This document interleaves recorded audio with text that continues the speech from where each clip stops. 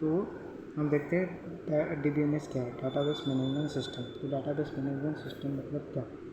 तो डाटा जो है कि मीनिंगफुल इंफॉर्मेशन देता है उसे कहते हैं। तो डाटा जो मतलब कि जो भी मीनिंगफुल इंफॉर्मेशन देता है उसको हम डाटा कहते हैं। जैसे नेम हो गया, फिर कई सारे एड्रेस हो गए, तो वो क्या है हमें मतलब किसी का भी एड्रेस बता रहा है या नाम बता रहा है, उसको हम डाटा बोलते हैं।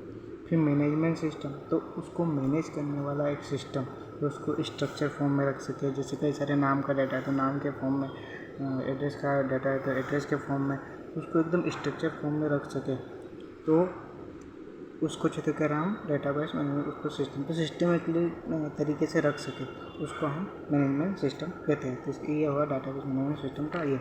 अब इसके कुछ ये है कि जो भी आप थ्योरी पेपर में लिख सकते हो।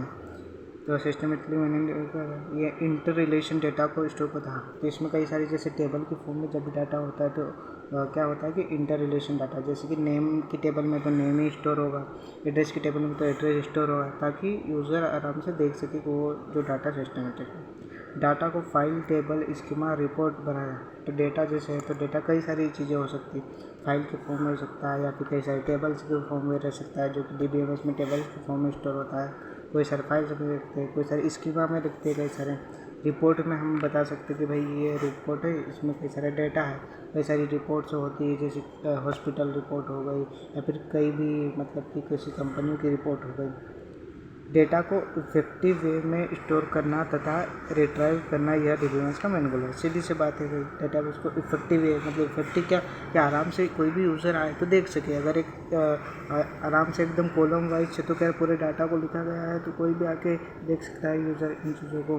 तो एकदम इफेक्टिव वे में रहे ताकि आराम से यूज़र पढ़ सके या कोई भी व्यक्ति पढ़ सके डेटा को इफेक्टिव वे में स्टोर करना। ये हो गया। DBMS रिलेटेड इन्फॉर्मेशन कलेक्शन होता है जो कि यूज़र के डिफरेंट पर्पस के लिए यूज़ होता है। सीधी सी बात है, DBMS है तो रिलेटेड इन्फॉर्मेशन वही जैसे मैंने अभी बनाया, सेम नेम से सेम टेबल, नेम वाली टेबल अलग, एड्रेस वाली टेबल अलग, और कई सारे स्टूडेंट के ID वाली टेबल, तो कई सारे तो रिलेटेड इन्फॉर्मेशन होना। ऐसा नहीं कि भाई किसी टेबल में दूसरी चीज़ें डाल रहे हैं तो वो ये नहीं होगा।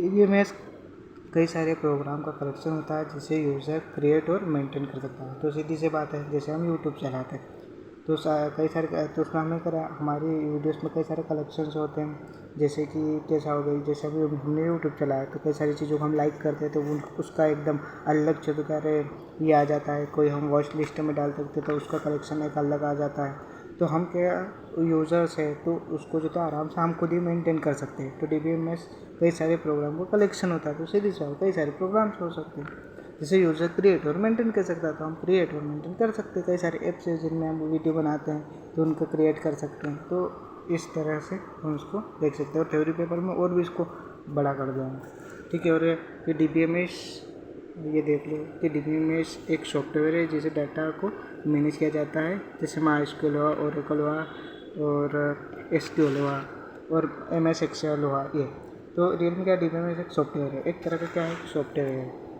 इसमें कि कई सारे मतलब जैसे सॉफ्टवेयर होता है कि कई का भी वर्क करता है।